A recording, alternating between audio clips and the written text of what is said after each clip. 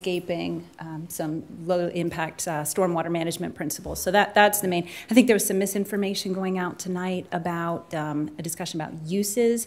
That is not regulated by this document. The uses are regulated by the zoning code, so that's not a change that will be taking place tonight. This is just the design guideline standards. Very good. Is there anyone, this is a public hearing, is there anyone that would like to comment, question this set of standards? If you do, if you'll come to the front, state your name and address and ask that question. All right, none appearing. I'm going to close the public hearing, but I know, Mr. Hargett, you had a question initially, so. I have a question. I read the document in detail. It's a wonderful document, and the company did a wonderful job. But I do have a question on setbacks. 1,500 square feet, more or less. Would you cover what the setbacks are for this development? Sure, let me get to that section there. Building setbacks.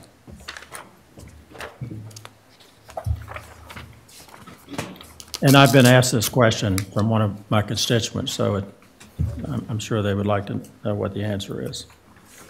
And so you're looking for the 15,000 square foot building? Is that what you're looking for? 15,000.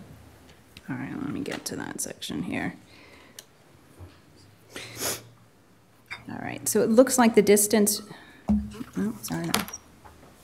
I believe it was 200 feet for one and 100 for the other. Well, you'll have a buffer from the main Highway 61 or Highway 165, and then the building placement between Main Street or to the back of the sidewalk looks like it's a range of 0 to 10 feet.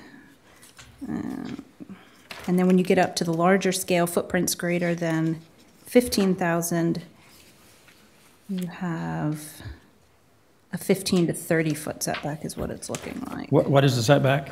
15 to 30 feet. Is that to the sidewalk or is that to the? Distance between main building to back of sidewalks, street, court or common parking court. Okay, so you'd have the road, the sidewalk, and then a setback for the building itself. Okay. Yeah, because it's from the property line, and so the sidewalks should not be within the property. The sidewalks should be within the right of way. No, it would be in the road right of way, right? Correct. Yeah. Okay, so that recommendation came from our consultant? Yes, it did. Okay. And Planning Commission reviewed and they unanimously recommended adoption of the plan. Okay, Planning Commission has seen this document? Yes, they have. And approved it? And yes, sir, they have. And staff has approved it? Yes, sir. Okay, thank you. If I can, that's my question, Mr. Chair. I want to follow up based on that, and I guess just a clarification.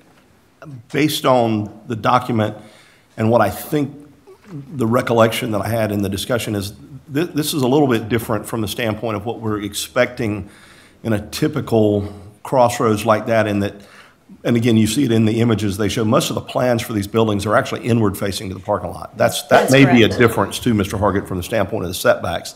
They may seem short, but it's actually inward facing as opposed to outward facing. That's correct. They're not intended to be accessed or faced Highway 165 or 61, which are supposed to have large buffers. Instead, it's designed to have internal road networks, and then the buildings will face into those road networks. Okay, thank you. That may help some of the concern that you know, I would have the same concern with a 10-foot setback on a 1,500 square foot building if it was facing the road. Correct. Well, there are very large buffer requirements on those highways. Right, that's true too.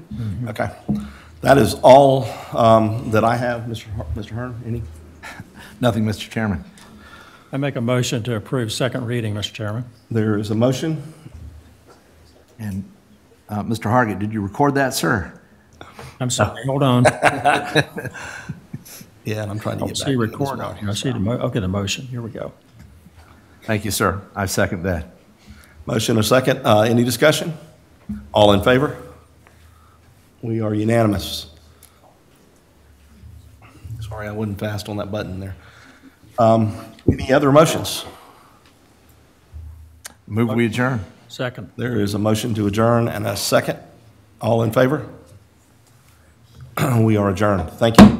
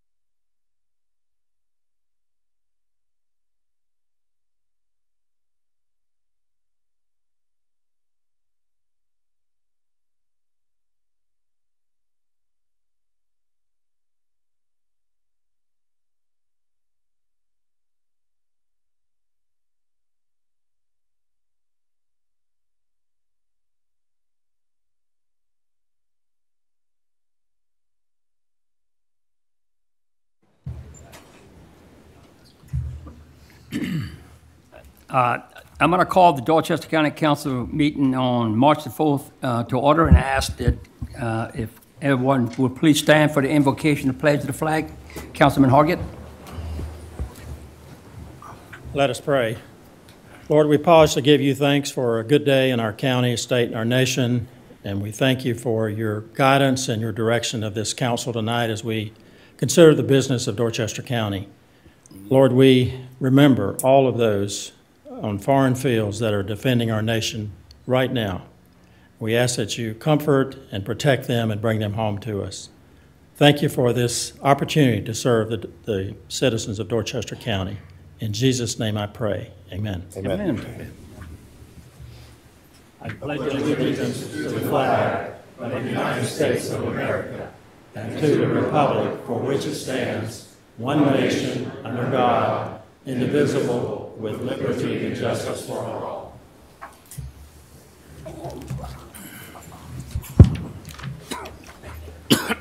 Mr. Chairman, I'd like to make a motion to amend the agenda to move item 4 to item 3. Second. Second, just a minor change. Second. Any discussion? This is just to recognize our Employee of the Year. She has to leave.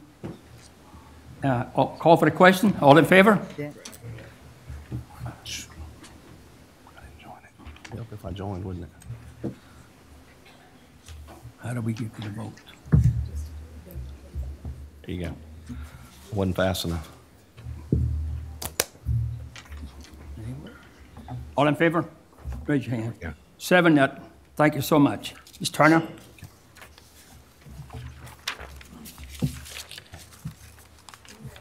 Chair and the vice chair come up. We're going to also ask that Ms. Jenkins come up. We're recognizing Ms. Jenkins as our Employee of the Year. She works with our EMS department. And this summer, one of her partners actually had to work with an EMS call when your child was in the car. The gentleman actually ended up shooting himself, but she was there to be able to help the child, to comfort the child, and to be able to give the child all the support that she has.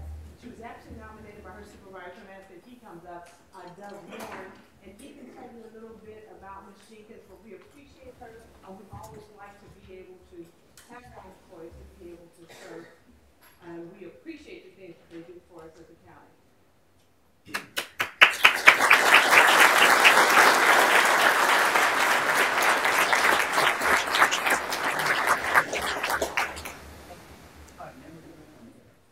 Thank you. Thank you. Yes, yes. Thank you. Thank you. Thank you. Thank you. I want to say double congratulations to Ms. Jenkins. She's also a new mother, so she's really celebrating this year.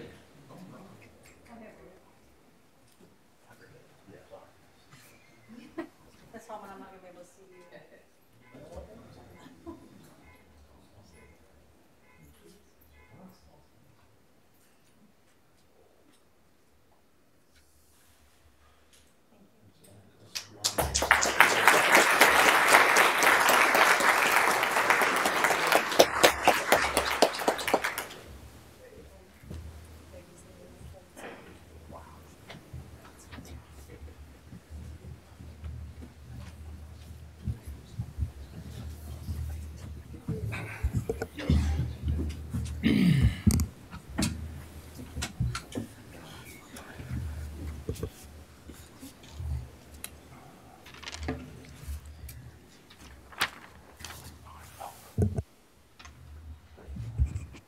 Next item on the agenda is the request to address council. Mr. John Mott.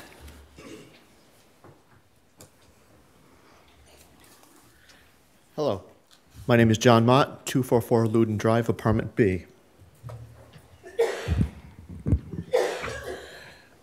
In the Memorandum of Agreement, there is significant meaning behind those law references.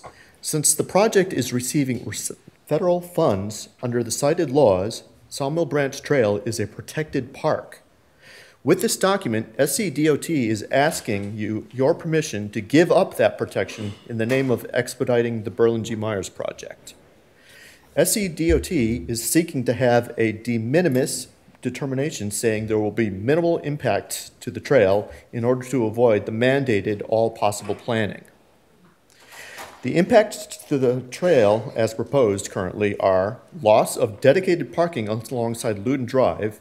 Instead, SCDOT expects the town of Somerville to find alternate parking, permanent parking themselves.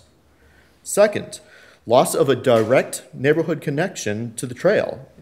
Instead, asking users to travel 2/5 of a mile on the sidewalk along the parkway and then make 4 separate crossings to cross a single side of a very complex intersection.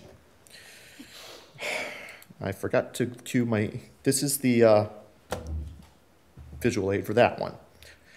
And third, the greatest negative impact is SCDOT's decision to reconstruct the trail in the flood channel, leaving it more vulnerable to flooding and erosion than it currently is. As such, stipulation A is not true. Instead, SCDOT expects the town of Somerville to fix the trail on their own every time it erodes or overtops the way it is designed to do. Do these sound like minimal impacts? Signing this MOA is agreeing they are. The single mitigation that SCDOT offers is simply a part of Good Complete Streets implementation along the parkway. Parking belongs on the opposite bank from the current parking. Instead, there could be a path under a floodway bridge creating a safe, direct connection to the trail. And of course, the Sawmill Branch Trail belongs on the opposite bank with the associated bridges to connect the trail to the below-grade road crossings. If SCDOT makes a binding commitment that once the parkway is completed, these corrections will be made in a timely manner as a separate project, then there need not be any delay in the parkway's project. The main argument that I have encountered just thus far against protecting the linear park that is the Sawmill Branch Trail. I have been working on a report describing this issue in detail, but do you have any questions at this time?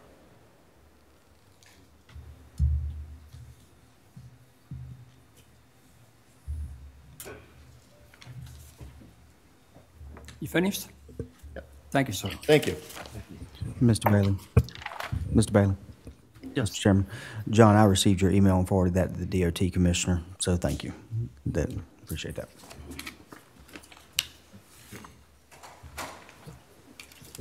Ms. Peggy Bangle.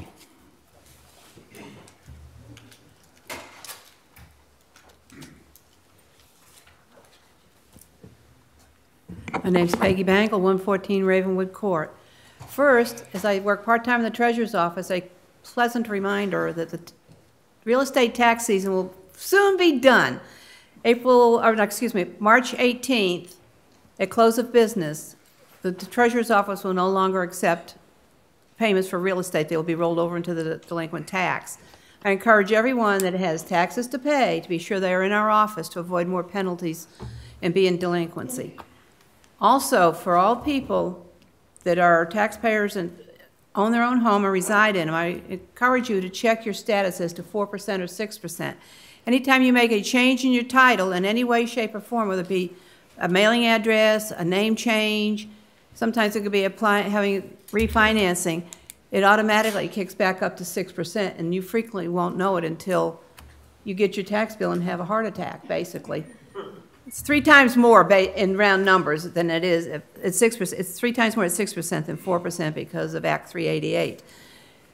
That means you would have to go down to the assessor's office and reprove that you are the owner-occupier of that property. Encourage you all to check it. Second thing, roads. How long ago, Mr. Hearn, was it that Midland Parkway was resurfaced? 3 years, maybe? Sounds about right. Sorry. It's already a patchwork of whatever. Thanks to the ice and snow. Yes, and also probably not redoing the bed as properly for the amount of traffic. I recently, last weekend, in fact, went down to Florida via the interstate for a spring training game with the Red Sox, which was awesome. And it was 83 degrees in the sun, beautiful. As soon as you leave the South Carolina border, the interstate in Georgia is much improved, and when you get to Florida, it is greatly improved. I encourage us to, whatever influence the delegation may have with the state and SCDOT to work, and is Mr. Robbins back there anywhere? I didn't see him earlier. Might have a conversation with him also, that the interstates are an integral part. They need to do two things: fix the two malfunction junctions and make sure that they are paved properly. And speaking of local roads, even though this is county, Somerville has an app, and if you put something on it, they will fix the roads almost instantly. And also, I know that Ms. Vance and Ms. Langley have been very helpful in getting things fixed. If they know exactly where the problem is, they will fix it almost immediately. The app works quickly, as Ms. Zarnick said the other night, very well. And I'd be remiss if I didn't bring up local government fund. They've changed the name again, and they are supposedly fixing it. I have not yet seen what's in it, but I have heard strong rumors that we won't be getting our $14 million back in any way, shape, or form. Is that a correct rumor? Mm-hmm. So my question is, what did they do with the money? Look, I haven't had a chance to look it up, but House Bill 3171 is supposed to be it, and it's supposed to improve the process. I'll believe it when I see it. Mr. Chairman. Thank you very much, Peggy. I appreciate it. Next, Ms. Hazel Love. I'm going to pass for right now, thank you. Okay. I'll put that right back up. Mr. Timothy Aggie.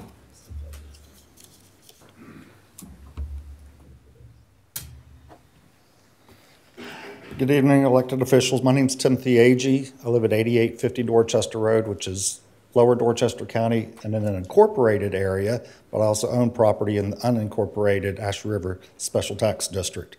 I'm also a former 19-year member of the Ashley River Fire Department. Without repeating all the same points that almost everybody here is going to say and that you also heard last week or at the last council meeting, there are a few points that I want to reiterate or bring up to you. First, as for service, while the City of North Charleston provides excellent service, they respond to many more multiple station responses than Ashley River does, which leaves their stations empty. When Ashley River Fire Department responds to an emergency, other people come in and backfill that station. It would not happen if it were the City of North Charleston. That station would be left empty, and if there's another emergency, seconds, not minutes, can cost lives. We're very adamant that we do not want to lose our local protection that we currently have. Secondly, as far as the money involved in it, the tax is actually through the special tax district of 15 mills.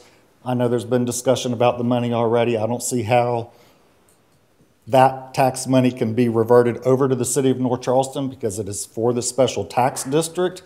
And I think if you try to give that 15 mills to the City of North Charleston, you're going to have a fight from the residents, because that's not what it was for. We would be losing multiple assets and personnel and services and be getting a whole lot less for that same 15 mills. So you're going to have a fight if you try to give them the same 15 mills that you're collecting from me right now for my other property. Third, if the City of North Charleston is going to be taking over fire protection, does that mean they're also going to be taking over the sheriff's office in the lower Dorchester County? I think the sheriff would probably like to hear about that, because it means he'd be losing deputies as well. If they're going to take over fire protection, they might as well be taking over everything, not just fire protection. And finally, it's been stated that part of the reason is you want to put a second EMS unit in that area. I live in that area. I think we definitely need a second unit down in the lower area. Ashley River Fire Station, when that current station was built, it was designed to be 2 stories. You don't have to make another station to have extra bunk rooms or extra space there. The existing building can be renovated. You wouldn't have to build a second station. They could go in that same building with the existing people that are in there right now. Thank you for your time. Thank you, Mr. Tim. Mr. Dennis McCoy.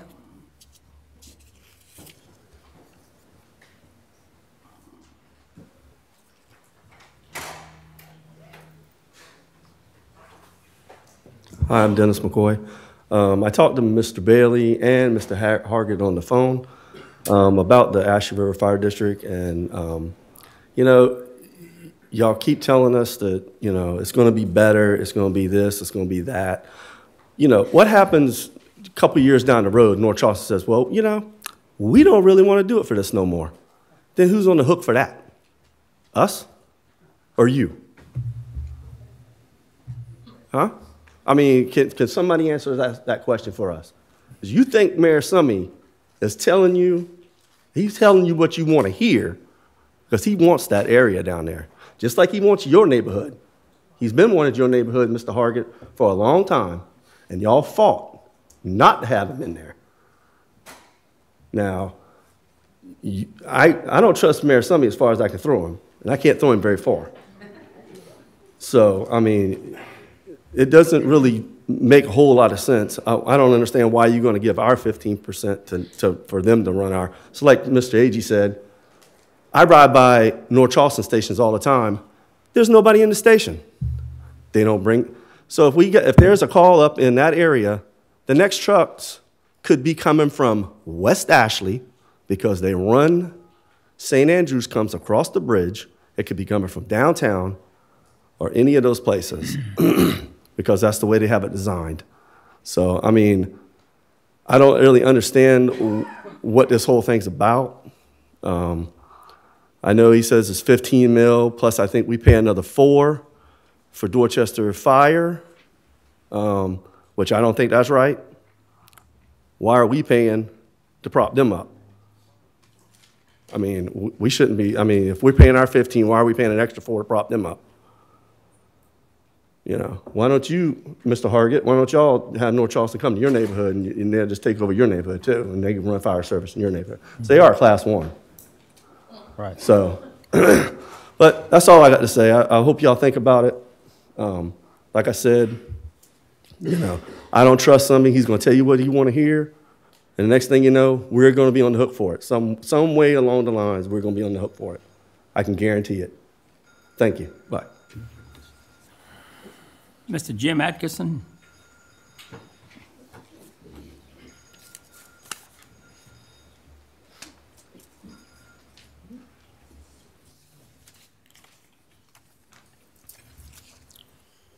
Mr. Chairman, County Council, I'm Ebby James Atkinson, Jr.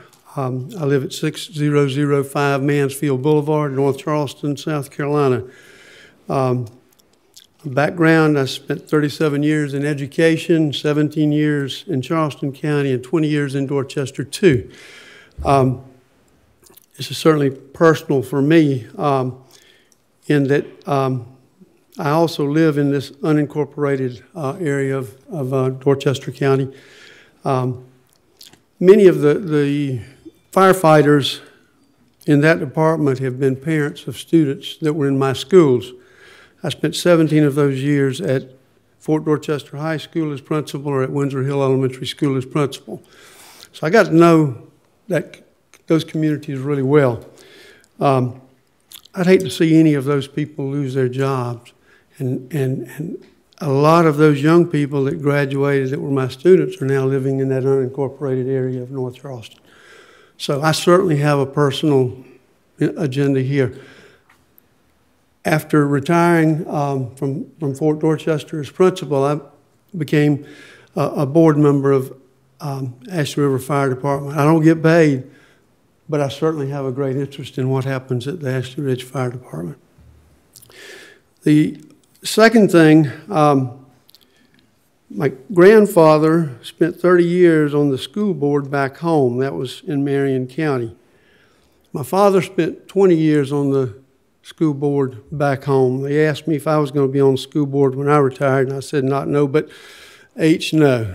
I am serving by being on that fire board, and I think we're doing a lot of good for that community. One of the things I learned in leadership, not only from Mr. Reeves and Mr. Pye, who I work for in Dorchester too, but also learned from Daniel Dickerson, who is the owner-operator of the Chick-fil-A there on Dorchester Road. Daniel was one of my students when he was in elementary school. He also was one of my students when he was in high school. He's a very big businessman in that community. One of the things that he teaches at Chick-fil-A is that you get your employees to get buy-in to whatever you're doing. And that's one of the reasons they're so successful. One of the things I learned from my grandfather and my father, that if you've got a controversial issue, you get buy-in from your constituents. That way you can work out whatever the details are, whatever the kinks are, and you can work through that controversy and you can make whatever it is that needs to be done, you can make it successful. I feel that maybe was not done. I don't want to be critical of county council because I have a great deal of respect for you and the amount of time that you spend in doing what you do. I know that a lot of times it's a tough position because you're caught in the middle. But I would ask you to look at this, this whole issue of closing that fire department and making changes. I'd ask that you take a second look at that and try to bring the community together and try to educate them to a greater degree. Thank you, Mr. Jim. Thank you very much. Just for the benefit of everybody, we have a time up here. We're giving you 3 minutes. Mr. Atkins, think we give you a little bit longer, but thank you, sir, for your remarks. Appreciate that. Yes, sir. Thanks, sir. I messed up on Ms. Hazel, but I'll try Douglas Lowe.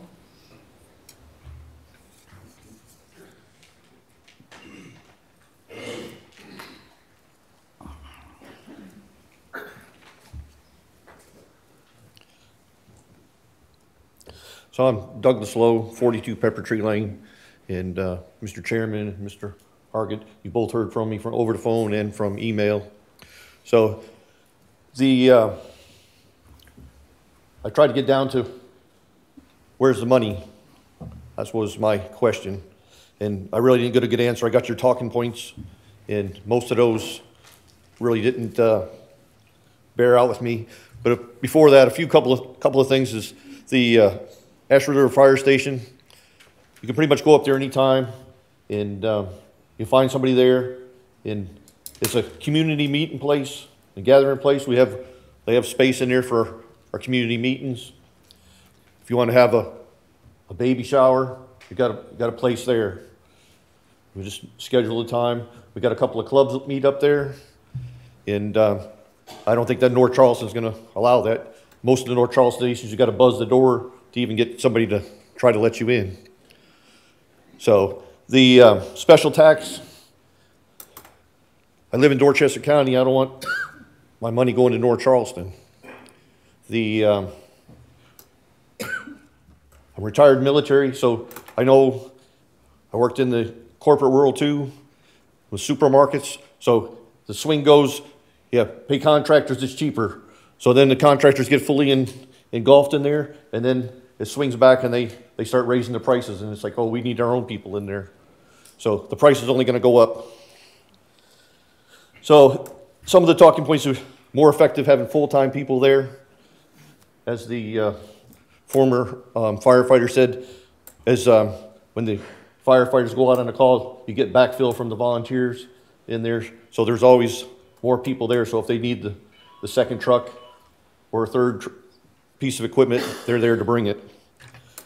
In the response times, Ashford River has better response times. Yes, they have a smaller coverage area, and that's because it's a special fire district. So if you want to bring North Charleston in, maybe you just need to lease the whole county to them and let them cover the whole county. Because it seems to be, we want to just cut off the bottom of the county and give it to North Charleston. So I just like to see where the money goes, just in accounting. He sent me the budget for the rest of the stations, just the gross budget. It wasn't a breakdown of the budget. I got a breakdown of Ashley River's budget, where they operate with, and they seem to, the past 5 years, had extra money they've been saving for breakdowns and other equipment. And right now the county's getting ready to pass some more bonds to pay for bonds we couldn't pay for, to pay for the bonds we couldn't pay for, to pay for the other bonds. So I just don't think that's very effective management of our money. That's all I got to say today. Sir, you timed that just perfect. Scott and Abnett? Please turn off your cell phone or silence, please. Get my cell phone for him here real quick. I appreciate y'all's time and letting me speak again. I've been up here several times talking to Dorchester County Council about Ashley River Fire District. Do the budget presentation once a year. Y'all have seen the numbers. We put our metrics up there as far as our response time, our fire loss. This is an interesting dilemma for me. I'm concerned about my employees with what you all are planning on doing. I'm concerned about the information that's being put out. Call them misstatements. That's probably the politically correct way to call that. I'm also concerned as a fire service leader, and I just hit 35 years the last day of February, so I've been doing this for a little while. There doesn't seem to be a plan for this. The Dorchester County website, you've got a strategic plan on the website, you've got a strategic communications plan, you've got an ADA transition plan for Americans with Disabilities Act. So there are plans that the county has for different things. There should probably be a public safety plan. If this was in the cards after Dorchester Fire consolidated all the rural departments and then Old Fort, there probably should be something out there. We've given you the facts. Mr. Lowe just talked about response times. Our response time, and again, you all know this, 4 minutes and 46 seconds average in 2018. City of North Charleston Fire, 6 minutes and 21 seconds. That's all calls. That includes mutual aid calls, us going to them in Charleston County and Forest Hills. You can go on the Fire Marshal's website and take a look at that. But reality, real quick.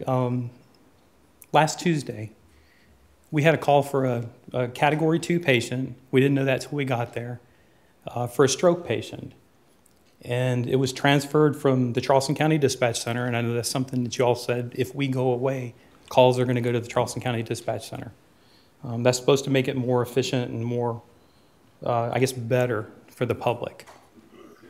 Giving you the facts, you all have seen the numbers, you know what the dollar figures are, saving $1.2 million to build an EMS station at Patriot and Appian that was already canceled. There's a swimming pool going there now. It doesn't save any money because it was never spent. But the reality is, at times, when North Charleston's called, this is what you get. Copy. North Charleston advised they were not sending fire.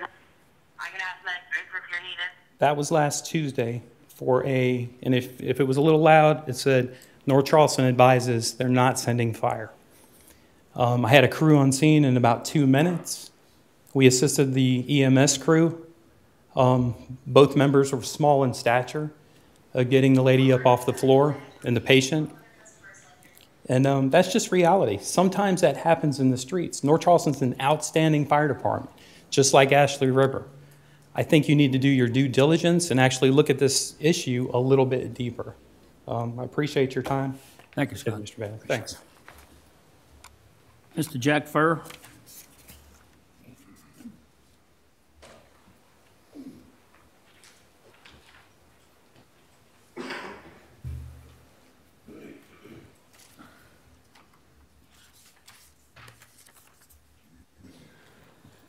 Jack Furr, 144 Palmetto Bluff Drive, resident for 23 years. And you've had the nice guys, now you got me. I don't believe much of what I have seen on the website or from talking to you folks. I don't believe it. Sorry. I talked to 2 of the members 2 years ago about this same thing when everyone's rumors were floating around, and I was assured that nothing like that was in the books. Nothing like that was going to happen. And here we are. Here we are with all of these people behind me who feel the same way I do. We're angry. I'm angry. Can you hear that? I believe you can. I have never seen anyone treated the way that this group of people has been treated lately. You keep us in the dark and you feed us like a mushroom. You do. And you need to be called on it. Each and every one of you needs to be called on this. Now I've got 1 minute and 48 seconds to make my final points. These people behind me, will not forget what you have done here. Amen. I have emailed that to you. I have told you. All right, hold it, Mr. Furr. Hold it, Mr. Furr. We will not forget. We will have no more of that. I'm sorry. What? Don't have it. Oh, I'm sorry. I didn't Not do you, that. Mr. Furr. Go ahead. Okay.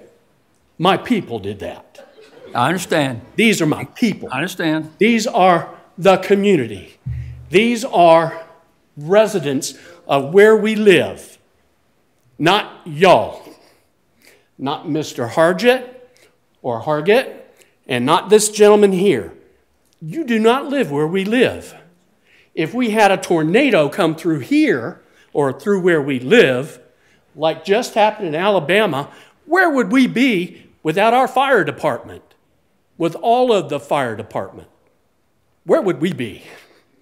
Well, I know where we'd be. Hugo, these guys were out there helping us clear the roads so we could get help into our subdivisions. These guys have been with us, and we are with them. This will not go easy. What you're doing will not go easy. I'm going to make it my business, and I think my friends will make it theirs. Now I can leave. Sorry. My wife didn't come with me because she knows me so well. Thank you. Thank you, Mr. Furr. I appreciate it. That's okay. We're gonna stop the open public. I ask you, please. We need to get on. We got a lot of business to take care of tonight. Miss Diane Linker.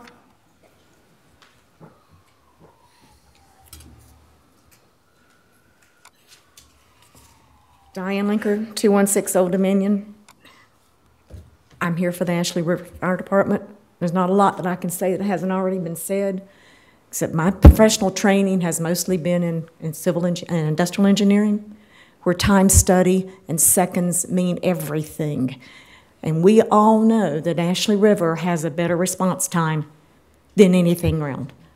And when seconds count, when the house next door to us caught on fire and there was a special needs child in that house, in 4.5 minutes they were there and they were assisting not only the homeowner, but that child. That child might not have had another minute and 5 seconds or 50 seconds or 30 seconds or whatever. We need our fire department left just the way it is. I don't know anything else to say, but please reconsider and let's leave things along the way they are. Thank you. Thank you, Ms. Moss.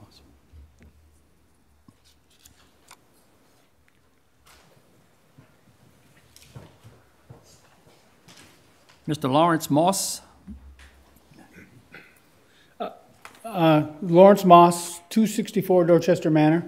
I moved into the district in 1983, so I've been here over 30 years. I am also the vice chairman of the board of directors for the Ashley River.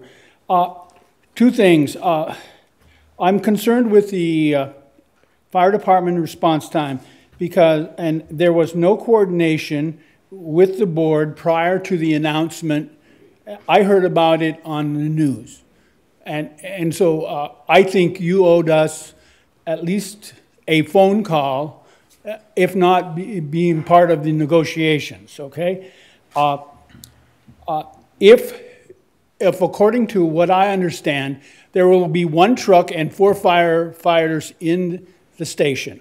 When it gets dispatched, if to a north, say, Charleston fire, what happens when a Ashley River building catches on fire? Based upon what I've seen is it won't be 4 minutes. It would, if they have to dispatch it from Cross County or from wherever, there will be precious time lost, okay? I'm also concerned with the part-time employees and the volunteers. North Charleston has no volunteer program. We have a volunteer program which a lot of the volunteers have went on to be full-time firefighters. Okay. Also, we employ about 20 part-timers, and North Charleston is only a full-time fire department, so they don't have any time for the part-timers or for the volunteers. And I'm just concerned about how we're being treated. And that's all I have to say. Thank you, Mr. Moss. Mr. James Roberts.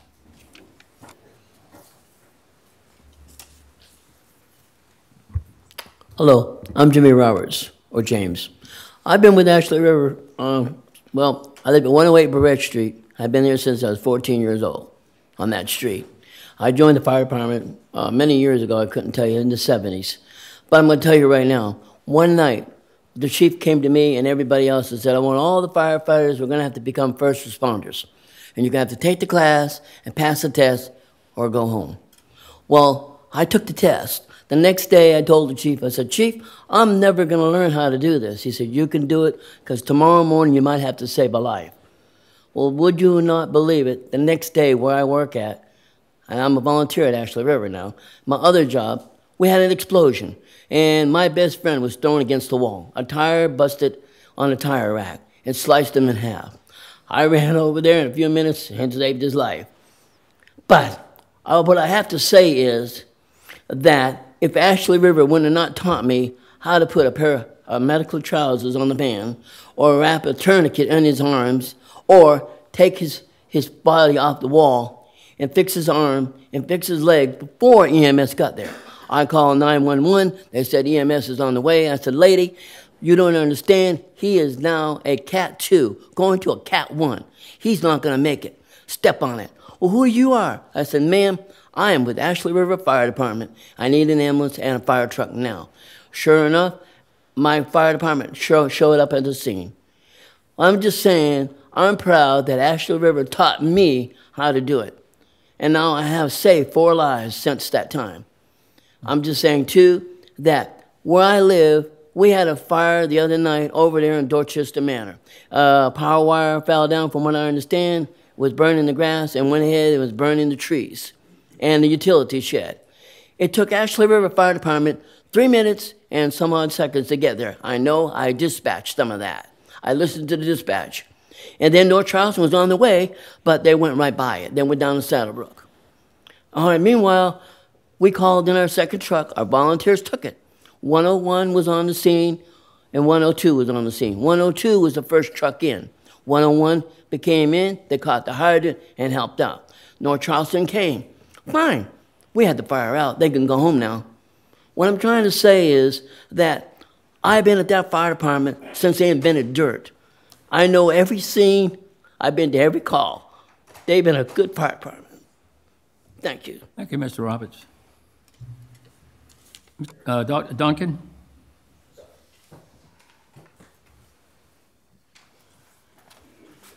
I'm Dr. Richard Duncan. I am the chairman of the Ashley River Fire District Board of Directors. Thank you, Mr. Chairman. Thank you, Council, for hearing me for a few minutes tonight. Behind me stand a lot of residents that were not able to be here 2 weeks ago. The issue before you tonight, the proposal was first presented 2 weeks ago by county attorney in St. George when it caught us off guard on 2 days' notice. And I want you to see, if you see nothing else tonight, I want you to see what 2 weeks matter and getting closer to the people that this affects.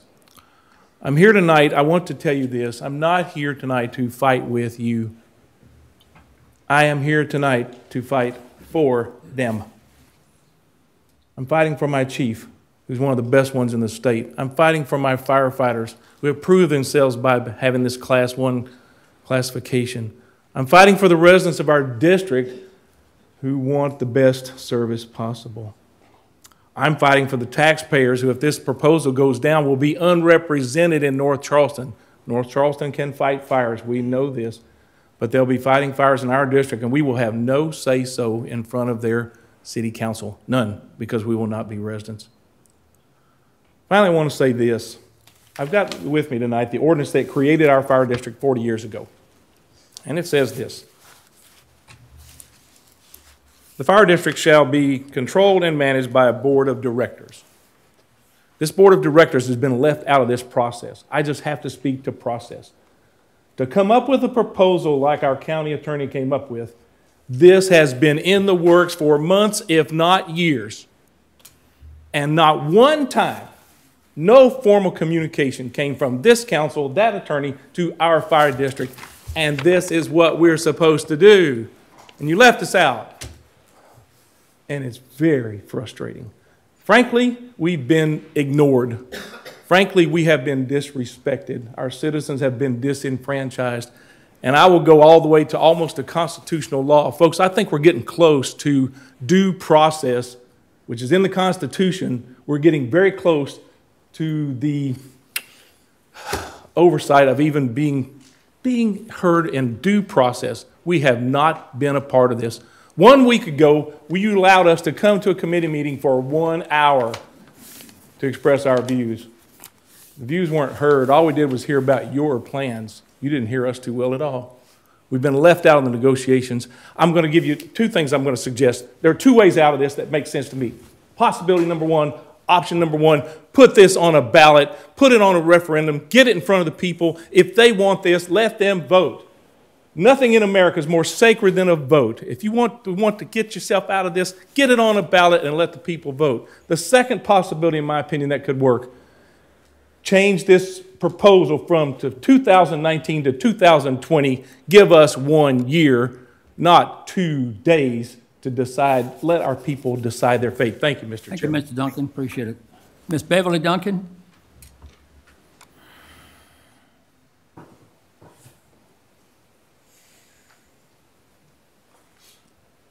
My name is Beverly Duncan. I live at 5533 Jason's Cove, and I moved into the Ashley River Fire District in 1994. So I've been a resident there for 25 years.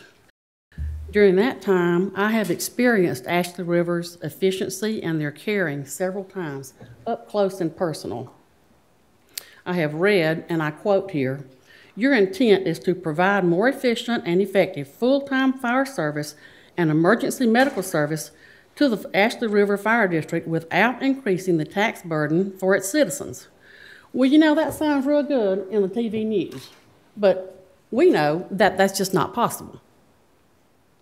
Our fire department has worked hard to get an ISO 1 rating, and we are happy with our fire department. So if it ain't broke, why are y'all trying to fix it? There's nothing wrong with it. North Charleston may, but not probably, give us the same level of efficiency, but they can't possibly respond with the same level of caring that we are used to receiving from Ashley River. The Ashley River Fire District is attentive to our cares and our concerns. If North Charleston takes over, we'll just be seen as those stupid, annoying holdouts who won't join their city. We would go from having taxation with representation to taxation without representation. And I wish that all of y'all would listen to me, because I see some of you looking down and writing. And this is my 3 minutes, and I want to have it. The fact of taxation without representation caused a revolution about 250 years ago. And to me, what y'all are doing is bringing that kind of thing to mind. It's incredible that we live in America and that we are facing this. You are telling us what you think is best for us when none of y'all even live in our district. How can you know what's best for us? How dare you? How dare you? I am just incredibly indignant about this whole thing. There are, of course, other areas in which you could be affected, such as the ballot box, when our 18,000 district residents go to vote. I do truly wonder what your intent, publicly or otherwise, is. I just believe y'all want our assets so that you can give them to the rest of Dorchester County. You know, when I say that, that sounds a little communistic, doesn't it? Given to the other people who don't have it because we were prudent enough to establish the things that we have. How ironic.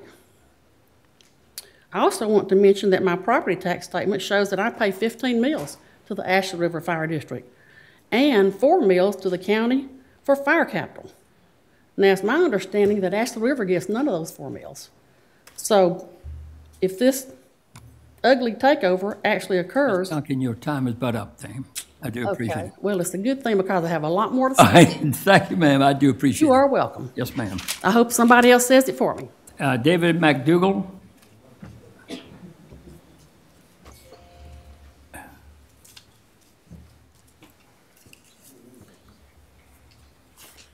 My name is David McDougall. I live at 8620 Lindenwood Circle. I've been a resident of the Ashley River Fire District in the county since 1991 when I moved from Canada. I'm a registered nurse and I care very, very deeply about this issue.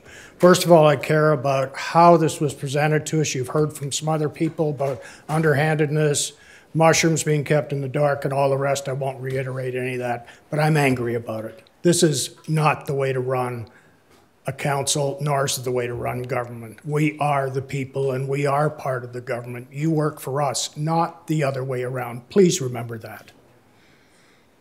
Why were there no public hearings? This is the public hearing that should have been held when this was started 2 years ago. And please don't tell me it wasn't started 2 years ago. Where is the equipment that I have helped purchase for 27 years going to go? No one wants to answer that. All I get are looks back. It's our equipment, our toys. We paid for the toys, and we've helped manage those toys. And our fire department has done a very, very good job of maintaining and utilizing the money properly. Is this a prelude to North Charleston taking over our area? I didn't move into North Charleston. I don't want to be in North Charleston. I'm offended anytime something is sent to my address that says I live in North Charleston. I do not. And I do not want to be part. It's not a racist thing. It's not an economic thing. I live in Dorchester County for a very good reason. Low taxes, good school district. My daughter pays what I pay annually for taxes monthly. Think about it. I don't want to live somewhere where my taxes go up and I have no representation of how they're done. Okay? Okay. 3 times in the last 27 years, Ashley River Fire Department has been to our house, once for a medical call, twice for minor fire calls. Incredibly quick response time, professional, friendly. They cared about what was going on. One was my mother-in-law who was seizing uncontrollably. They took care of that elderly lady as if it was their mom. These are people in our neighborhood. They belong to us. Please don't take them away, and think about the employees, please. They're important. Show some heart, show some intelligence, and show some honesty. Thank you. Thank you, Mr. David. I hope I get this right. Nadine Shenable? Did I have it half right, Ms. Nadine? Got it pretty good. Thank you, ma'am. Pretty much everything I was going to say has been said. Yes, ma'am. I live in Archdale. We've been there about 18 years. And my biggest thing probably is that I really want this to go to a vote. I feel like the people should really speak their mind and let the people that live in this area decide what happens. Everything that's already been said, I was going to say, so there's no need to repeat. That's my main concern, though, is to let us vote for it. Thank you so much, ma'am. Thank you. Mr. Jeffrey Nayland, I hope I got that right.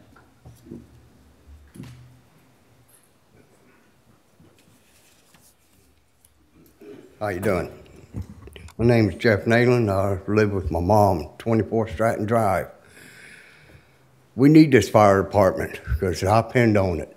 My mom was 85 years old. We had an accident last night with her. It only took them 1 minute to get to my house. And this ain't the first time they've been to my house to help me out with my mom. Because she's in the hospital now. She's going to be in there for a while. But if it wasn't cause for the fire department, I wouldn't know what to do. And they're real good people. EMS was there. They spend time with her and everything.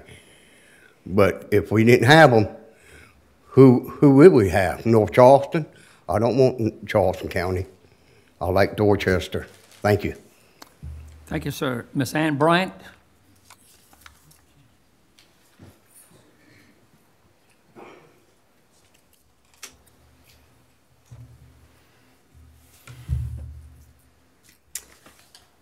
Hi, my name is Ann Bryant. I live at 114 Brett Street. My parents bought property out there in 79. I moved up there in 94. In 95, my father passed away, but he was in Charleston County when he got killed. He had a massive heart attack. I called 911. They couldn't help him. They couldn't find where he was located. It took the ambulance and the EMS about 20 minutes to get to me, to even locate where we were at. It was at a business location, and they had a hard time finding us. And they was unable to revive my father.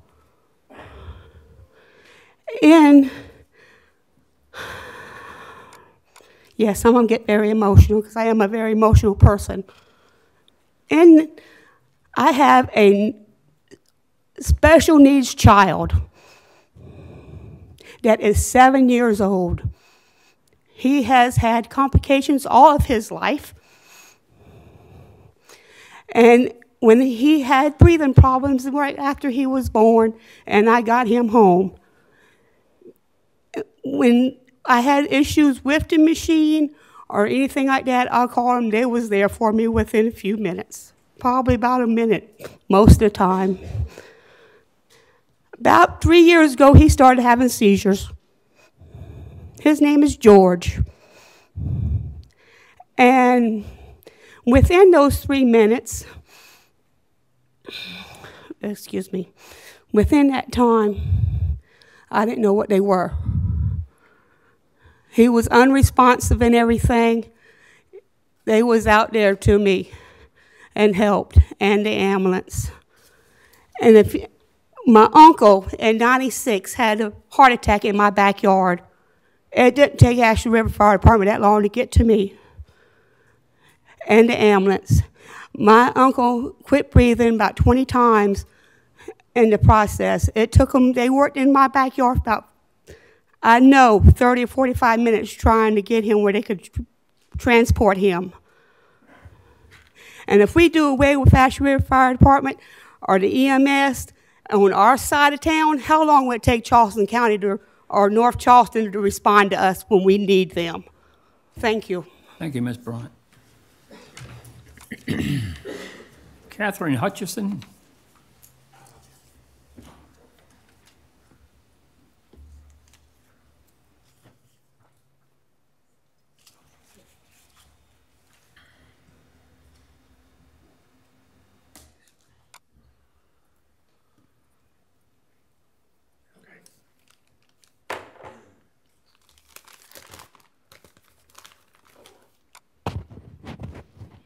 Catherine Hutchinson, 221 Old Dominion Drive.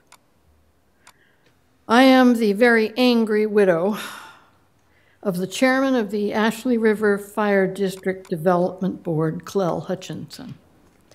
He and others made personal sacrifices to create the ARFD, which has served our community so well over the last few decades. Now I realize the sacrifices of individuals and the jobs of first responders whom County Council claims to honor cannot be the determiners of public policy. But these concerns legitimate probing questions as to why this abolishment is even under consideration. Quality cannot be the issue because the outstanding leadership of Chief Anabanet and his team of excellent paid and volunteer first responders has resulted in a rating of Class 1 for ARFD. Class 1. Cost must not be a factor because ARFD is wholly funded by district taxes, not by the county. Efficiency should not even be in question, as this would be of concern only to ARFD taxpayers.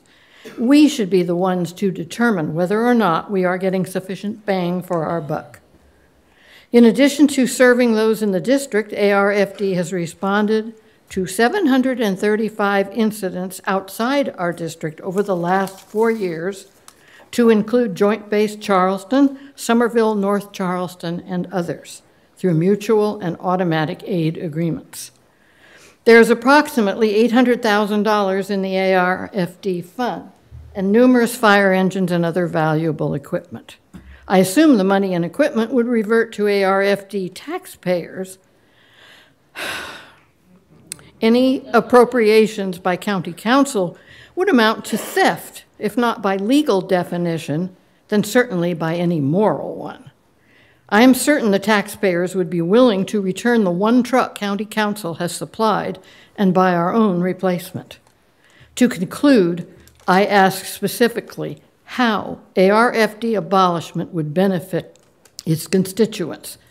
Should you choose to ignore my question or give a general, vague answer, then the next question to be asked of our representatives would be, just exactly whom are you representing? In which case, we the people will properly infer that there is a quid pro quo underfoot, and county council holds our opinions in undemocratic contempt. Thank you, Ms. Hutchison. Thank you. Mr. Carter Weaver.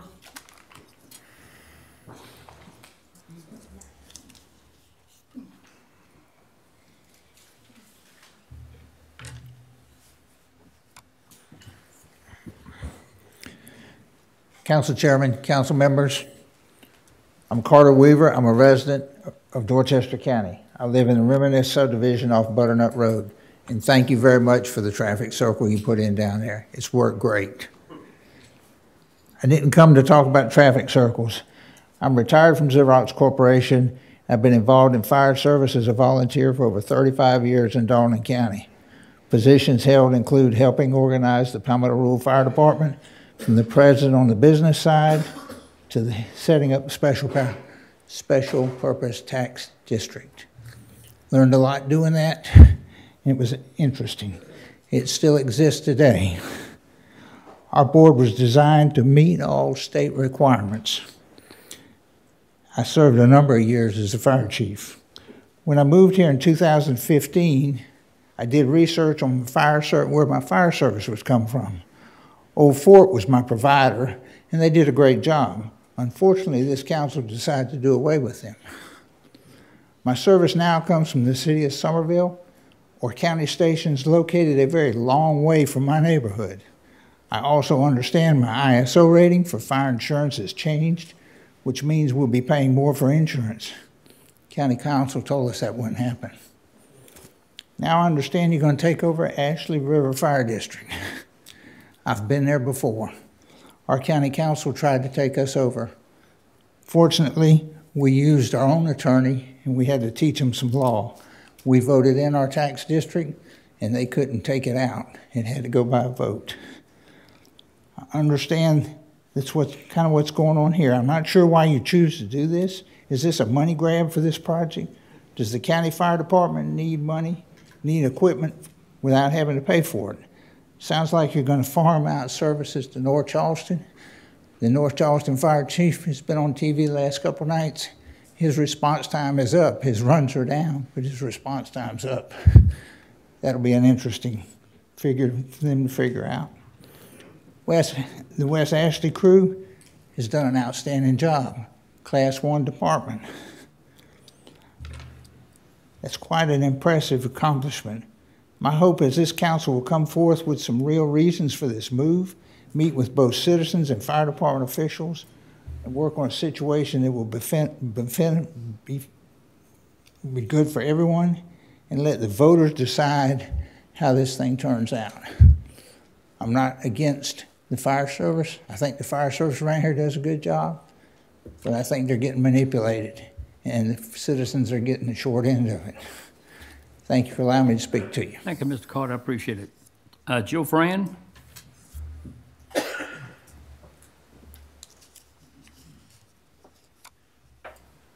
Good evening, ladies and gentlemen of the Dorchester County Council. My name is Joe Fran, and I'm a member of the Ashley River Fire Department. I've been a member for 33 years.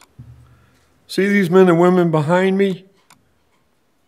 These are the men and women who protect our district from fires and EMS calls.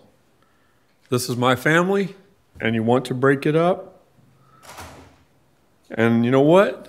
I don't know why. Mr. Bailey and all the other council members, I wrote you an email the other night that I found out you had on the agenda the abolishment and dissolving of the Ashley River Fire Department. I appreciate you writing me back, Mr. Bailey.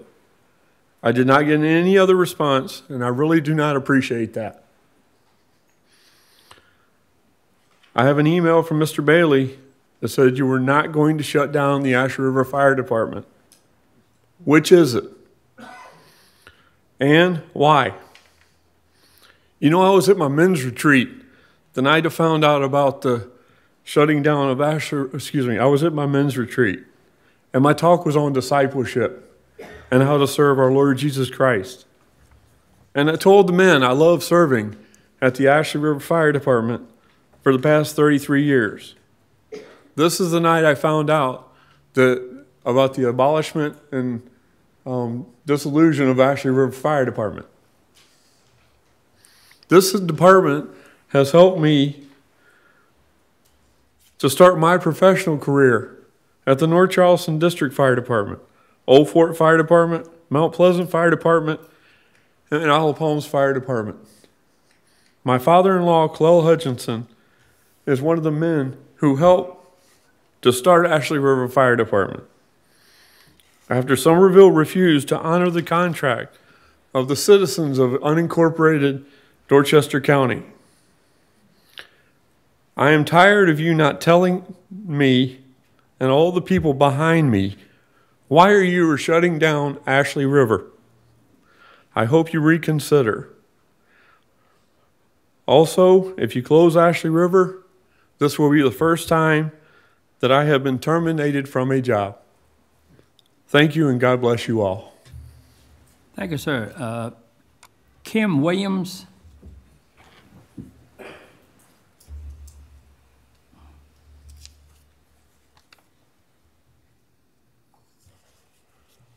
I'm Kim Williams. I reside at 8333 Long Ridge Road.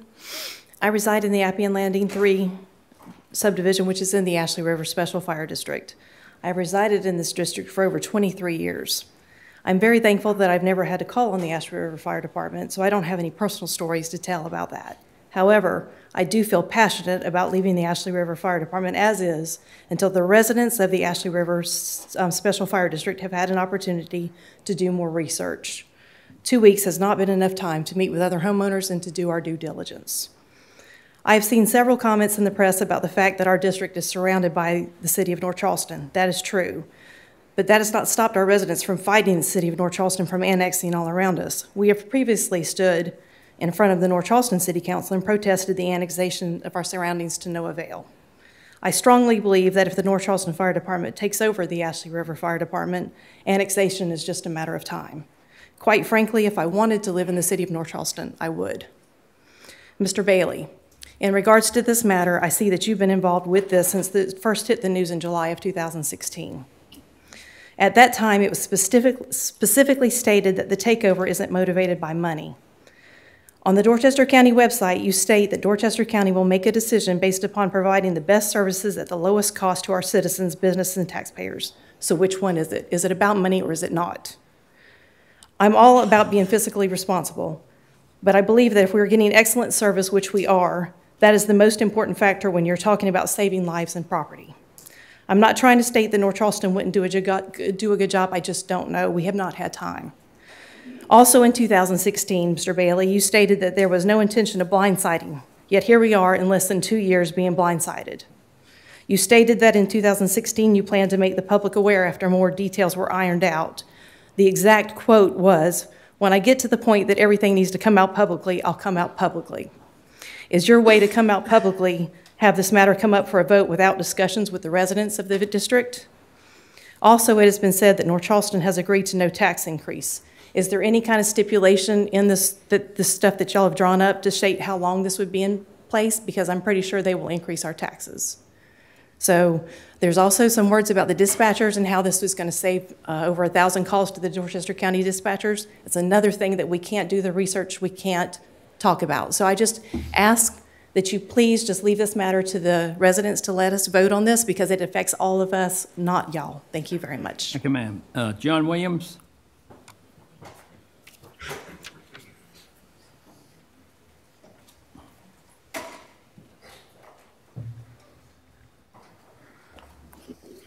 Hello, I'm John Williams, 8333 Long Ridge Road. Thank you for hearing from my wife. She's pretty passionate about this also, as well as I am.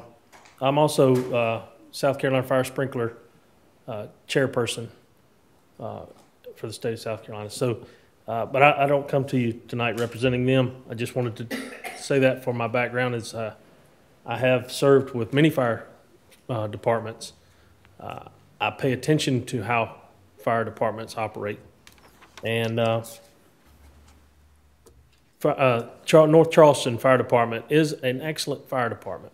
However, none can be said to be any better than Ashley River Fire Department. They are, in my regard, top-notch. I have high regard for every one of them. They've come to my home, and I do appreciate the way they handle business, the way they operate, their response time. They are top-notch. There's no reason to dissolve this other than, and that's the thing. I've heard many people come up here and say, why is this happening? Asking. We've not heard why. And I'll say also that it should come up for a vote. It would take the heat off of you guys. I don't know why we're discussing it to begin with. It operates perfectly. I wish all county, city government, state government would operate as efficient as they do. It affects our property values.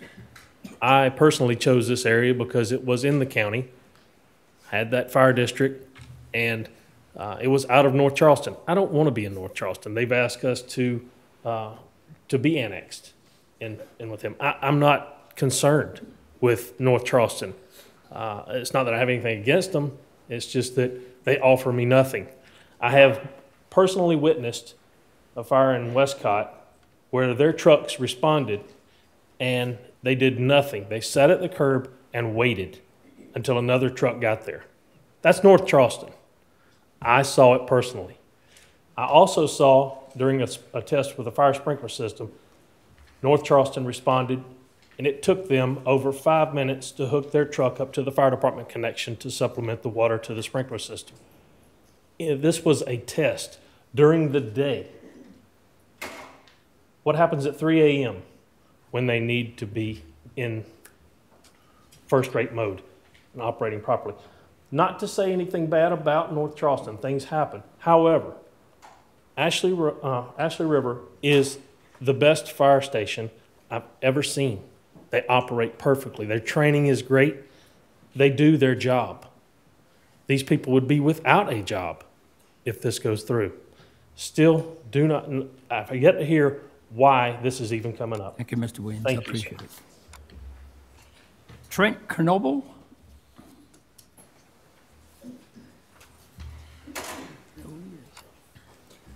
Mr. Chairman, members of the commission, I'm Trent Kernodle, and I'm privileged to be the attorney for Ashley River Fire Department. You've never heard from me before for this fire department because there's been no need to. Since 1979, when they were created by referendum, they've not needed my services much because they run a tight ship. I have been lucky enough to have a job where what I do doesn't necessarily account for much, but the people I work for account for very much. I represent fire departments that don't belong to cities all over the state, all the way from James Island and St. Andrews and Pine Ridge to Gant to Taylor's to West Florence to Windy Hill and so forth. And what I always hear is, and I heard this from a federal judge who is now a federal judge, saying it to a judge who was a federal judge but now deceased. He said, the sun is setting on special purpose districts. That was 30 years ago. And I've heard that every time something like this comes up. The sun is setting on special purpose districts. And I'm here to tell you that it doesn't have to be that way. There's two reasons to do this. One is that the money's different, but the money's not different. 15 mills has been in place since 1979. It's a heck of a business. It can run on the same amount of money for that length of time and not raise the rates. The second part of this that could be is that it's inevitable. That goes back to the sun is setting. It's not inevitable because there's a process involved that has to be done before it can be taken over. If your concern is that North Charleston is going to come in and annex this property, there's already a plan in place with North Charleston, like there's been all over the state, to take care of that. If they annex, they also have to continue paying the Ashley River Fire District for a certain number of years. 5, I believe, in this case. So it's not inevitable that it's going to automatically dry up, blow away, and quit. So we finally get back to what really matters in all this, and that's the process and the people. The people you've heard over and over and over, like the people they've got. It's the home team versus the away team, the people who've done it all the time versus the people they don't know about. So I would ask you to please follow the process. I know you'll follow the law. And understand it is not inevitable. They can keep on flourishing just like they have. Thank you. Thank you, Mr. Knoble. Wes Carter?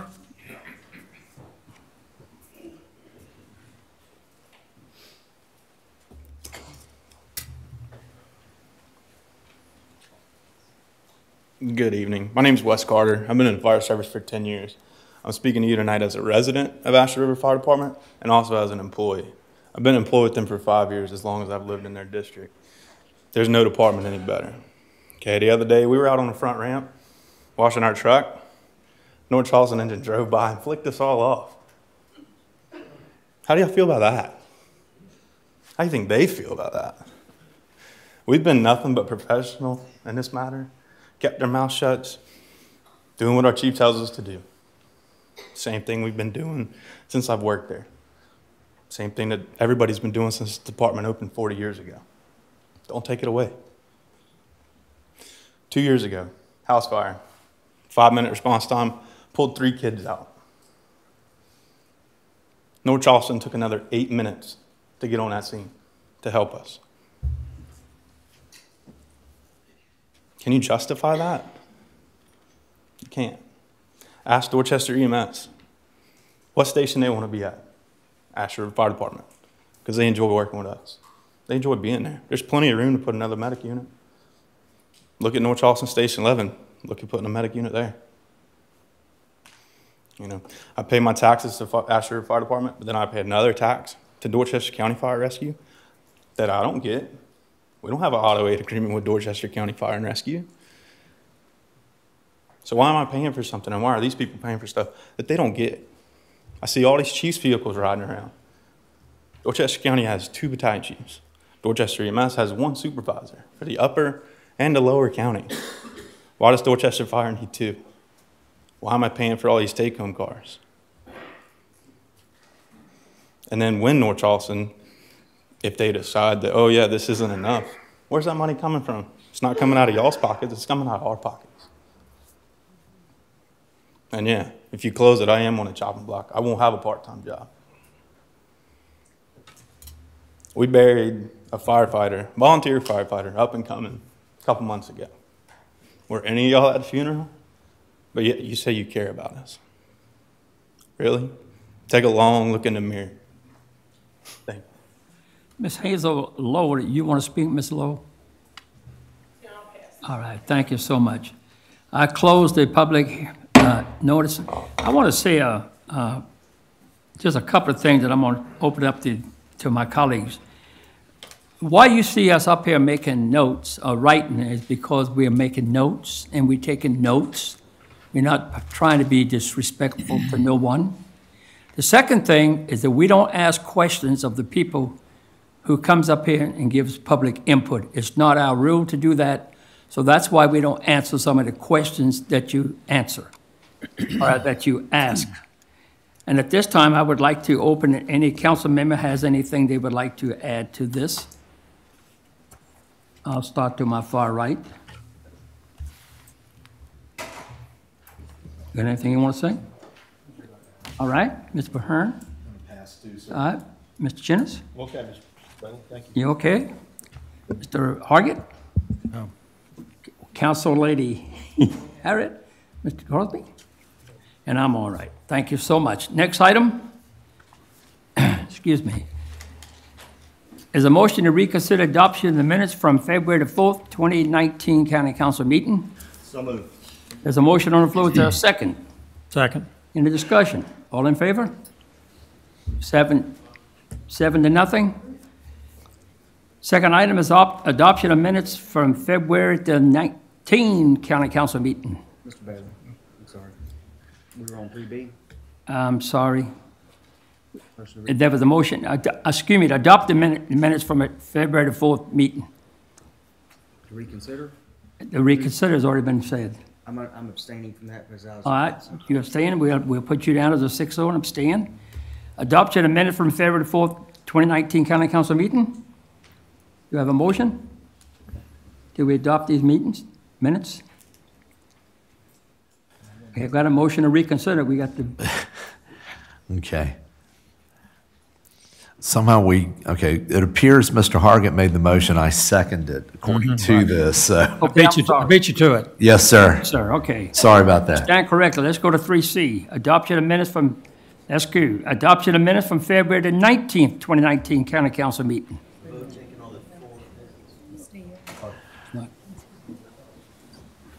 Help me out, Joe. Yeah, it is. But Mr. Frampton, we're looking at it. I'm sorry, I'm looking at the screen. I see that a motion was made, a motion was seconded by Yes, sir. Mr. Hearn to adopt the minutes from the February 4th meeting. I don't see a vote on that motion, however. It was a vote taken, and what was the count? Well, the vote was taken, but we're trying to get these pads up so we can vote. I can't make the yes any greener. Yeah, and me. He's trying. We got these new fancy pads up here. We trying to get to work. Is he going to abstain? No. There you are. Help me out here.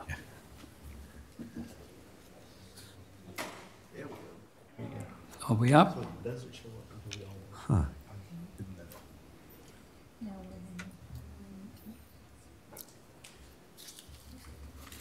Let me start all over. Adoption of the minutes for February 19, 2019 County Council meeting. Do I hear a motion? So moved. Do I hear a second? Second. Any questions? All in favor? Put me down as a yes. I don't get this thing up here working. Eddie got the vote. You got the vote? Eddie got it. Okay. Next item is public hearing and third read of ordinance to provide for the issuance of and sale of not exceeding $16 million Dorchester County, South Carolina General Obligation Bonds, Series 2019, to prescribe the purpose for which the proceeds shall be expended, to provide for the payment thereof, and other matters relating thereto. Open it for public hearing. Anyone like to address this issue? Getting right. Close the public hearing. I'm trying to get caught up here. I'm sorry. Okay. Is there a necessary motion on the floor? So moved. Is there a second? Second. Is there any discussion? All in favor?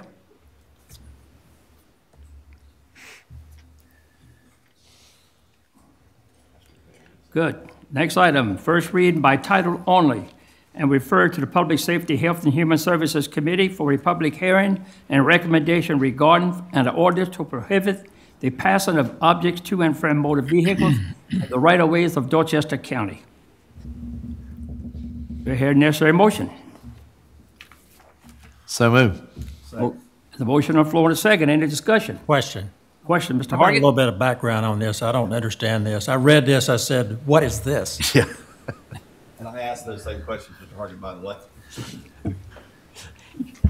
We've had an issue with panhandling. Very specifically, there has been a company, and we checked with the Secretary of State's office in conjunction with the business license office for the city of North Charleston, as well as the town of Somerville. We've tried to eradicate the issue. We understand that some of the municipalities in other counties have dealt with similar issues. And so what we're proposing is an ordinance that is similar. It will be sent to the Public Safety, Health, and Human Services Committee, where the ordinance in full will be reviewed, and they will have an opportunity to also give a recommendation back to County Council. But at this time, that is basically that's the crux of the matter. Yeah. Be reminded, we just give it a first reading and put it in the committee. Right. All right, let's vote, gentlemen. Aye. Aye. Well, we got it in front of us, I think. We finally up and running. Got it? 3G, first reading and orders to provide for issuance of and sale not to exceeding $3,500,000 for Dorchester County, South Carolina, general obligation refunding bonds, Series 2019, to prescribe the purpose of which the proceeds shall be expended to provide for the payment thereof and other meetings thereto. Yes, sir, Mr. Ward. Mr. Chairman and Council, if I may, and these items were provided to you. This is an opportunity to actually refinance bonds from the 2009B General Obligation Bond Series, specifically those that mature 2020 to 2023, and we will be able to obtain net present value savings of $96,000. One of the reasons why we're able to do this with those savings is due to the fact that with the $16 million issue you just approved, the official statement is being prepared, doesn't have to be duplicated. And so with that one, there's no additional tax increase required as well. So basically working together with these two issues being done, it allows us to accrue these savings. There's a motion on the floor. So moved. And a motion, got a second? Second. Any discussion? All in favor? Aye. Where's your green button? I did that too. Oh. Who seconded it? Next on the agenda is county administrator time. Mr. Ward? Mr. Chairman, I'm sorry, just a point of clarification. Correspondent, I'm sorry. Yes, sir. Just a point of clarification, and let's go back to 3C. Just want to check how the vote was recorded. Now, granted, I'm looking at this. I swear it was 7-0. I thought Mr. Byers had abstained. Just want to. He did abstain. Do you see? Okay. Yeah, we all have right. an abstainer. Thank you very much. Okay. Thank you, sir. Are we straight? We are straight. Thank you, sir. Mr. Ward. Correspondence. Any correspondence, sir? No, sir, Mr. Chairman and Council. All right, sir. The first item I have for your consideration is the motion to commission Joy Krutek to issue summonses for violations of the Dorchester County Hospitality Tax Ordinance. She currently serves as the Dorchester County Business License Officer, so I ask that you commission her to issue these summonses in accordance with South Carolina Code of Laws, Section 49145. Do I have a necessary motion? Second. Got a motion and a second. Any discussion? He was faster than me. All in favor? Aye.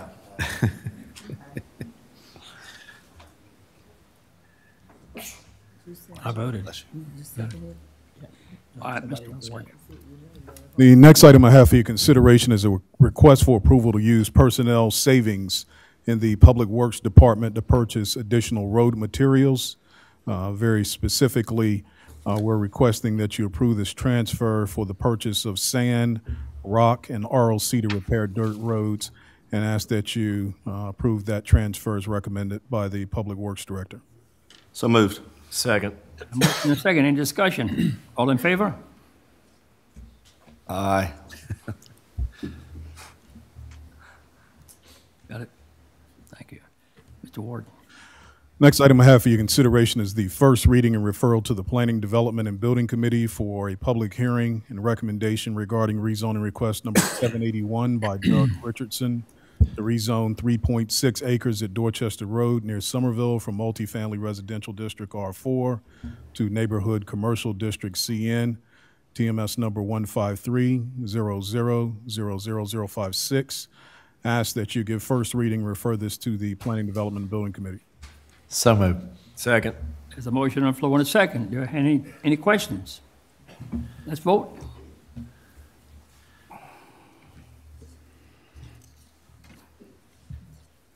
Got them? Mr. Ward? The final item I have for your consideration is first reading referral to the Planning, Development, and Building Committee for a public hearing and a recommendation regarding rezoning request number 782 by Michelle Costanzo to rezone .84 acre at Dorchester Road near Somerville, TMS number 153-000006, .92 acre at Dorchester Road near Somerville, TMS number 153-0000039, and 1.93 acres at Dorchester Road near Somerville, TMS number 153-0000052, from multifamily residential district to neighborhood commercial district. And I ask that, this is recommended by the Planning Commission by a vote of 7-0. Works in concert with rezoning request number 781. I ask that you also refer this to the Planning Development Building Committee. So moved. There's a motion and a second on the floor. Any questions? Yes, sir, Mr. Bailey, or not a question, but a comment. This is my church, so I will be abstaining from that vote. I've served on stewardship committee, and my wife just rotated off personnel, so I'll be abstaining from this vote. Sir. Old Fort Baptist.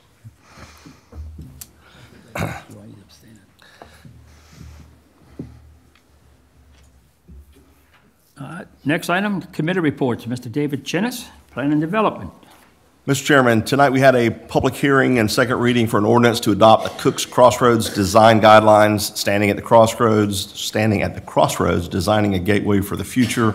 Public hearing was held, no public comments were made, and the recommendation was unanimous for adoption.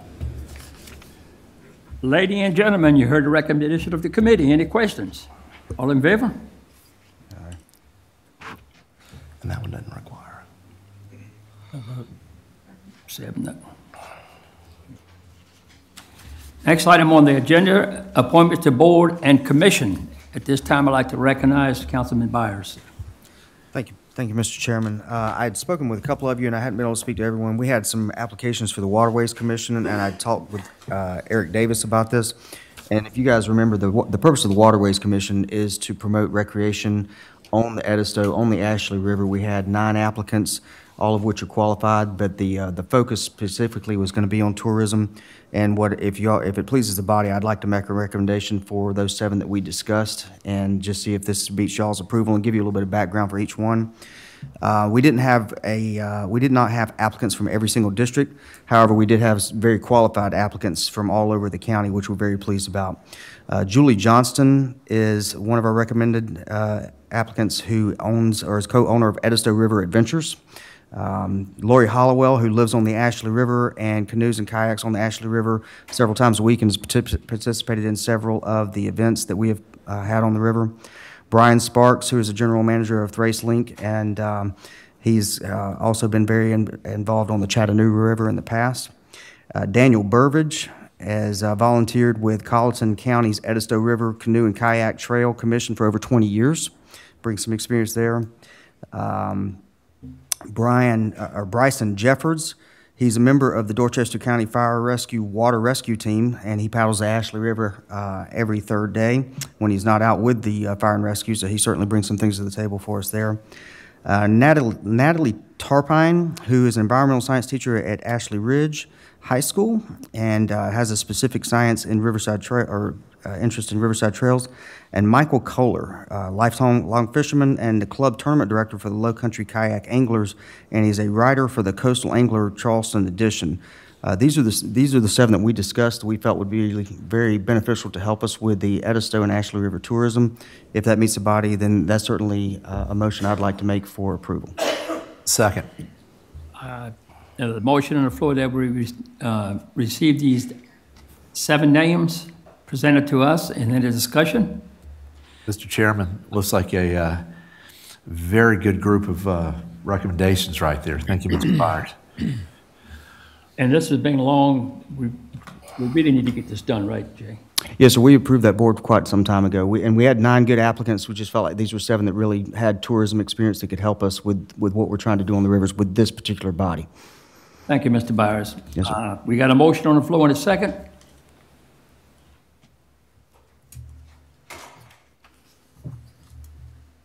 Got it?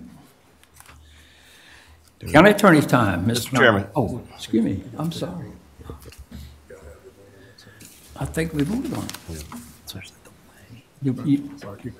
Yeah. Mr. Chairman, if I might, I have, yes, sir. And it's actually not an appointment at this point in time, but my appointee to the Board of Zoning Appeals, Mike Mercer, called me on Saturday. He called me Saturday morning And he has, with all kinds of things going on in his life, he has made a decision that was kind of difficult for him, but he has asked me to accept his resignation. He did let the other members of the BZA know. I do have his recommendation actually for a nominee.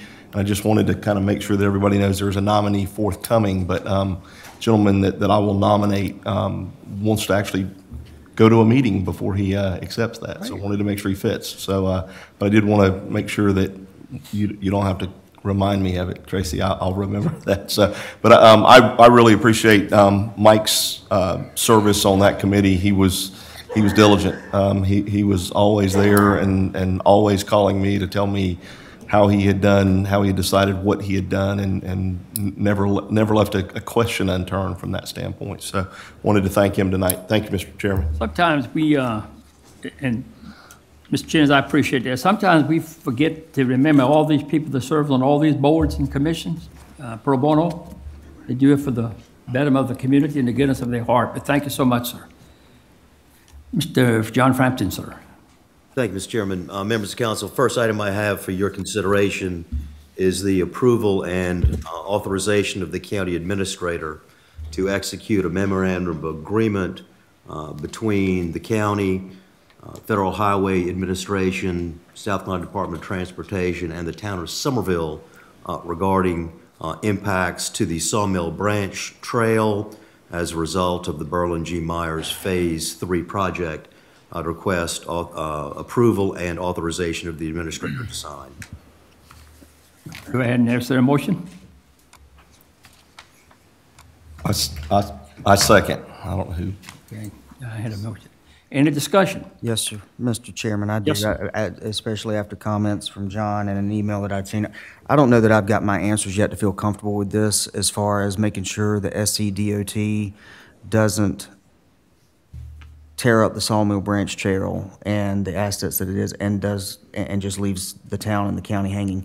That is a huge community resource that I believe we need to make absolutely certain is taken care of. And I have concerns on that as it stands that I don't have some questions answered. So personally, I'm not ready to vote for this yet until I talk to DOT a little bit more directly on this or we hear from them.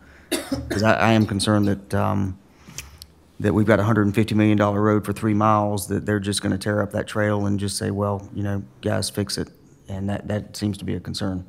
Mr. Byers, you have no problem asking adjourn debate to the next meeting, if that's what you'd like to amend it to? Wait a minute, if that's what he wants to do. You want to talk, Bill? Certainly up for discussion if everybody else has. I said you have the right to do that. Yes, sir. Go ahead, Bill. Mr. Chairman, if I may, I requested DOT to be here tonight to answer those questions. So if you want to entertain Ms. Riley. Sure, it's Joy here. Should be more happy to Absolutely. answer Thank you, Jason. I didn't realize Thank you, that. Jason. Okay. Our Public Works Director, everybody. Man of the Year.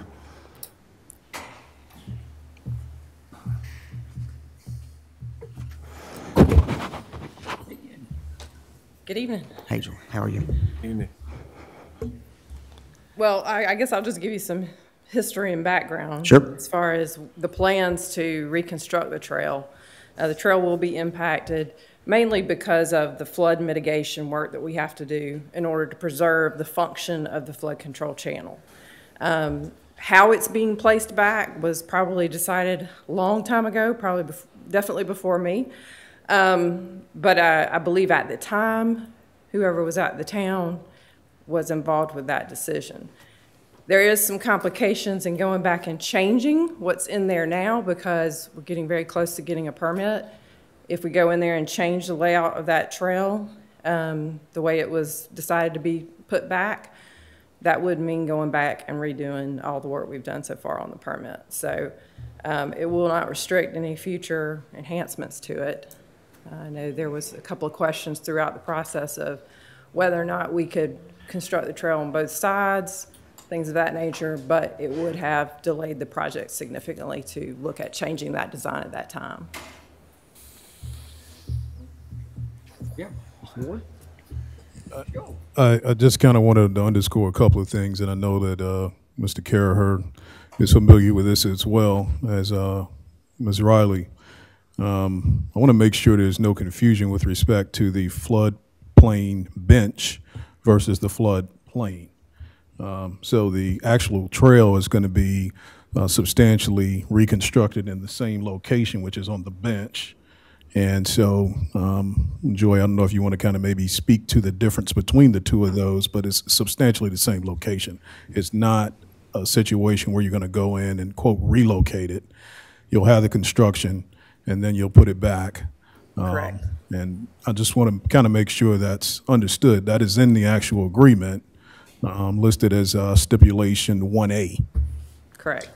It's, the elevation of it's changing, but it's essentially going back. When are we talking about? Are we going to reconstruct it after the Burlington As Myers? a part of the project. As a part of the project? Okay. And the reason I asked that question is that is a heavily used asset. Correct. As you know, and I certainly know that you appreciate that. I would certainly advocate for this community that that's not done as an afterthought, that it's done soon and not closed for 3 years. I think that's unfair to the community for not to be able to use that particular trail for 3 years. So if there's something we can do to front end that as part of the project to make it, I realize there's going to be temporary closures. I just don't want to see that thing closed for 3 years. Yeah, we're going to try as hard as we can not to have it closed that long. However, our priority is going to be safety. I understand. And there's going to be a lot of work going on through that section. So we will only close it where we have to preserve the safety of the users of that trail. But we will, do have plans to sign a detour to provide that connectivity in the interim. Okay. All right. Well, let me say something while Joy's standing here. I like to say this. The first time I conducted my first chat meeting to tell you how people can make mistakes, she was on the program and I introduced her as Joe Riley. I never made that mistake again, Joy. Well, if it makes you feel any better, I got a proof from some new business cards the other day, and they had Joe Riley on the business card. But thank you so much for coming. I do appreciate it. Influence. Thanks, Joy, for being here. Are you all right, Mr. Byers? Mr. Chairman, Mr. Byers. I feel a little better after. All right, sir. Mr. Hearn, sir. Thank you, Mr. Chairman. This is probably directed back to Mr. Frampton, but does this MOA bind us into completing the Burlington-Myers project, specifically having us in a position where we'd have to cover the overages that, as far as I know, have not yet been accounted for? I think we're a little short on this project right now. This document is not that document. Okay. That document is later on in the agenda, I believe, Mr. Ward, if I'm not mistaken. Yeah, that's to be discussed later in executive session. Thank you, sir. If I may, Mr. Chairman, as well, to piggyback you, both of you, I was at that meeting where you spoke to the chamber, the power hour. One of the things that you also brought up, that there was another engineering layer that the Corps had to approve before this was enacted. Is that still on the table? If I may ask you to come back up to address that, I'm sorry. Tried to get that before these guys, but I was at that presentation and just wanted to get clarification there. Yes, well, we have been addressing technical comments that they had on our permit application, and we have addressed all those. We just 2 weeks ago turned everything back in. So we met with them Friday. They're, I guess, doing that second review of the final package. We're trying right now to get a timeline on when our permits will be issued. Right. We have not gotten that yet back from them. They said they needed to kind of look at their scheduling and everything and get back with us. So hopefully in the next few weeks we'll know kind of the timeline going forward. But, you know, everything that we're basically sitting ready to go, right, waiting on those permits. When we have those permits, that will open everything up. Okay. Thank you. Oh, you're right. You're right. Any other questions? All in favor? Oops. Oh. Bear with me. There. Mr. Frampton? The next item I have for your consideration, Mr. Chairman, is second reading of the ordinance authorizing the execution and delivery of a fee in lieu of tax and incentive agreement between the county and Project TC. That is going to be discussed later in executive session, and I would therefore ask that no action be taken at this time on that item. Any action will be taken coming out of executive session. Thank you, Mr. Frampton. Lastly, in open session Mr. Chairman, members of council, is a request to authorize the county administrator, county attorney, other appropriate county staff to prepare any appropriate or necessary ordinances, resolutions, or other documents necessary to commence the process of the abolishment and dissolution of the Ashley River Special Tax District effective July 1st of 2019. Before we take a vote, Ms. Rebecca, would you like to say a few remarks to this? Thank you. Mr. Chairman, Council, I'll try to be brief. I wanted to give a brief presentation to you guys. I think it's kind of, yeah. Can they see it? Can everyone see it? They will. Okay, it's coming. A brief presentation to you guys about this, just to outline some of the basic information so everyone's on the same page as we're talking about this. The Ashley River Special Tax District, it is a special tax assessment district. It's not a special purpose district. I know that sounds like semantics, but when you deal with state law, how they were founded and how they have to be abolished or can be abolished, that matters, that language matters. So this shows you the current boundaries for the Ashley River Fire District. You can see the green is the current Ashley River Fire District boundaries, and the, I'll call it purple, pink is the North Charleston city limits. So we talked, and I want to make sure everyone understands a little bit about the ISO, and I want to commend the Ashley River Fire District and their staff. Achieving ISO 1 is a big deal. I've worked with fire departments my entire career, and I appreciate that. And the only way it happens is with the hard work and dedication of staff. The other thing that the Ashley River Fire District has going forward is the fact that it's a property tax rich district because of Bosch. And what that means to us in the government form, that means that the value of a mill is high, and that's why they've been able to support the fire service. You also have a district with water service, which means you have fire hydrants. That doesn't mean a lot to probably some of the people in that district because they live, you know, in an urbanized area. For a county, we have plenty of places that do not have fire hydrants because they're in a rural area. The other thing is the 2.7 square mile district. I think that that is one of the reasons why they're able to have a great response time and why they've been able to achieve an ISO 1. The other thing is that they have an automatic aid agreement with North Charleston, and I've heard some talk about whether that counts or doesn't count. You know, our argument is that it does count because it counts for us, so it should count for all fire departments. So when we talk about the North Charleston Fire Department, a couple things so everyone understands about the North Charleston Fire Department. They do have an automatic aid agreement, not a mutual aid, an automatic aid. Dorchester County does not have an automatic aid agreement with the Ashley River Fire District because we do not touch them. If we touch them, then we would work to have an automatic aid agreement with them also. We have an automatic aid agreement with North Charleston and the town of Somerville, and some of the smaller districts that surround us in Charleston County. North Charleston provides a minimum response to any call of 6 fire apparatus and 22 personnel to all of their actual structure fires. That's to a structure fire. North Charleston provides certified EMTs, much like I believe Ashley River was talking about, to respond to serious medical calls. Provide mutual aid for all hazardous material calls to Bosch. And they have an established history of providing high-quality fire and emergency services to unincorporated areas of Charleston County, like the North Charleston Sewer District. So one of the things that I want to make sure everyone understands is that in 2014, the Dorchester County, the City of North Charleston, and the Ashley River Fire District signed an intergovernmental agreement. Basically, once North Charleston got close and began annexing around the Ashley River Fire District, they signed this agreement. And the agreement requires that North Charleston pays the Ashley River Fire District for each annexed property for 5 years after the annexation. So if you annex someone in 2010, then for 5 years, the Ashley River Fire District would continue to get the property taxes for it for 5 years. After that 5 years, those property taxes will fall off. This is important because the Ashley River Fire District is shrinking.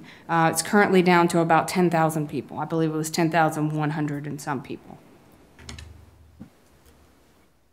So this shows you a map of where the properties that the North Charleston is currently paying the Ashley River Fire District for. So if you, I'm going to have to, the color I will give it an orange, the orange color, that is the properties currently that North Charleston is paying the Ashley River Fire District for now. So this, for your reference, green is Ashley River, purple is North Charleston, and the orange is what's been annexed into the city of North Charleston, and that North Charleston is paying the Ashley River Fire District for. This shows you what they will be paying the Ashley River Fire District for next year. So those two blue spots are what they will be paying the Ashley River Fire District for. Yeah. So the problem that you have is that the Ashley River Fire District is shrinking because of North Charleston's annexation, which means that their property tax revenues are increasing. The Ashley River Fire District is paid for primarily, and I mean almost totally, through property taxes from the 15 mills that the residents pay. So with that annexation revenue falling off, so North Charleston will make a payment to the Ashley River Fire Districts this year before June 30th, and next year the Ashley River Fire District will not get that funding. Currently, it's about $236,000 that'll fall off next year. This will result in about a 30% reduction in the revenue for the department. That'll leave them around the remaining revenues of about $557,000 in property taxes. The budget that was submitted to the county for the Ashley River Fire District was $941,000. I know that that is not probably the final budget because we don't have to approve it, so it wasn't. I don't have a copy of their budget, but the personnel costs alone are over $600,000. So you have a district that is slowly shrinking, and unfortunately, this, as of next year, is quickly shrinking, that will not have the remaining revenues to be able to support the personnel costs for their district. Now, the Ashley River Fire District does have an $818,000 fund balance. The question that we have, that as we're looking at as we're managing the taxpayer dollars, is that as of next year, you have a department that will not be able to fund its basic services. So what will the department be able to do? Will they be able to provide the current level of service without having to raise taxes for the individuals in that district? So the question becomes, how will they make up the funds? How could they possibly make up the funds? So we've looked at it. I mean, we're looking at every way to skin this cat and figure out a way to solve the problem. There are about 30 residential I think acres and about 30 commercial acres that could be developed in the district. The problem you have is that most of those properties are surrounded by or near North Charleston, which means they will annex into North Charleston for all of the other services that North Charleston provides. You would need over $300 million in investment in these areas to make up that $236,000. So the plan that we've come up with is a way that we can provide services, the same quality services to that district without having to raise taxes or without the Ashley River Fire District having to come to the county to raise taxes in that district. We are working on an agreement with North Charleston to provide service to that district and to staff the Bosch Fire Station. Let me say this one more time. The Bosch Fire Station is not closing. The county will own the station. It will be a county station, and we will then be contracting with North Charleston to provide service at that station. We have been in contact with Bosch, and we have assured them that they will have full-time fire and full-time EMS at that station. And we do plan to enhance the EMS presence in that district by putting another building there. Now, that does save the county money, if anyone wants to ask, because we did have plans to build another fire station. We had a property out, I believe, by Fort Dorchester High School, and we have other pieces of property that we own that we've looked at for a station near there just because of the number of calls. Currently, we pay $6,000 in rent money for the space that we lease now. So the question we have is, what is the path forward? We obviously want to honor the Ashley River Fire District for providing the service that it's provided. We want to offer, we want North Charleston to offer at least 12 full-time employment opportunities for the Ashley River Fire District employees. And we plan to have the calls for this area dispatched by the Charleston County Consolidated Dispatch to make sure that there's no relay issues or time issues in making those calls. The other thing that I do want to mention is that no action has been taken. There will have to be 3 readings and 2 public hearings of this, on this issue based on state law and case law for how a special tax district can be abolished. And if you want to, we've started a web page to make sure that the appropriate and proper information is out. And if you want to continue to watch this website, we will add information as it comes available. And everything that I've talked about here is on there, including even more stuff. So thank you. If you guys have any questions of me, Thank you, Rebecca. feel free to. Any questions of Rebecca? All right, gentlemen, as you heard Mr. Frampton, is there a motion on the floor? So move. We have a motion. Second. Have a second. Any discussion? Yeah. All right, call for the question.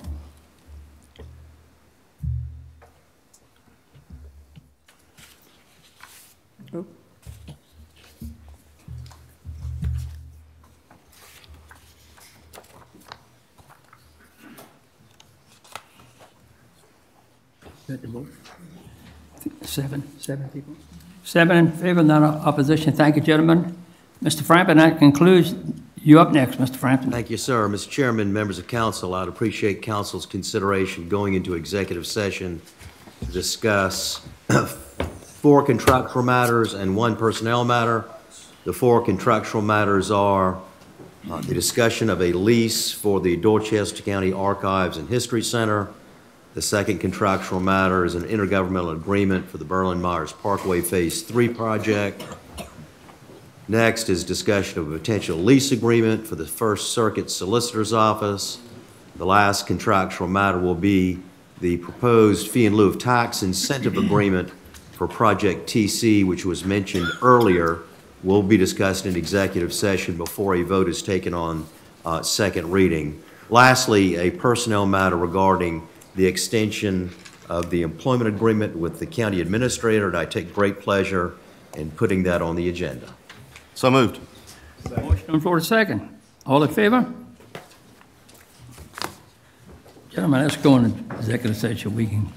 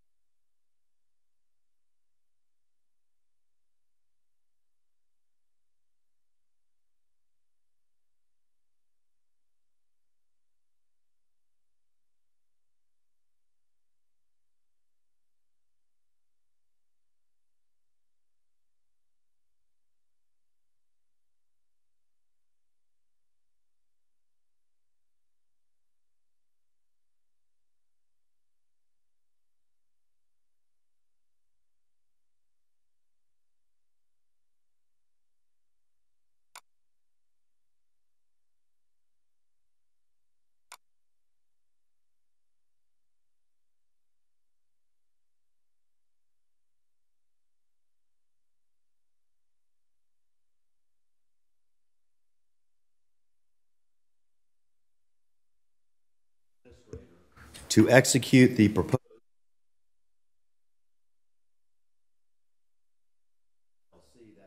presented in your packet. I would request authorization of the administrator. So moved. Second.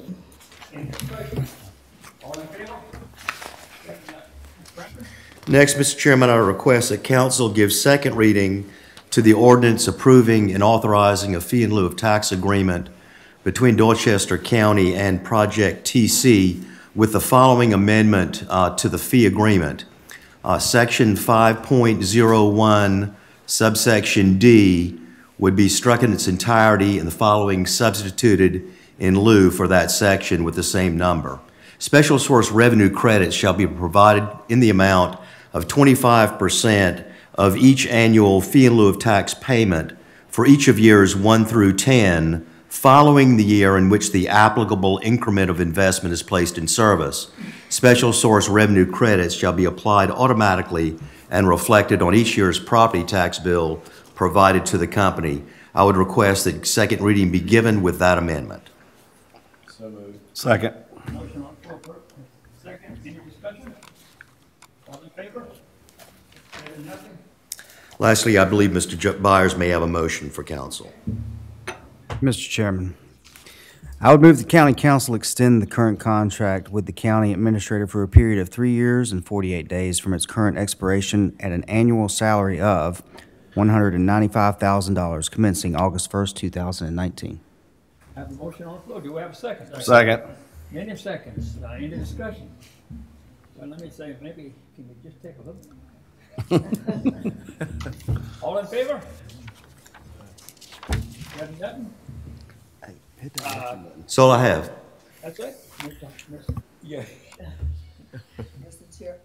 Chairman. I motion we adjourn. Second. Motion on the floor to adjourn. All in favor? We have now adjourned. Gentlemen, thank you all. In the back. Thanks. What's that? Yes, he did.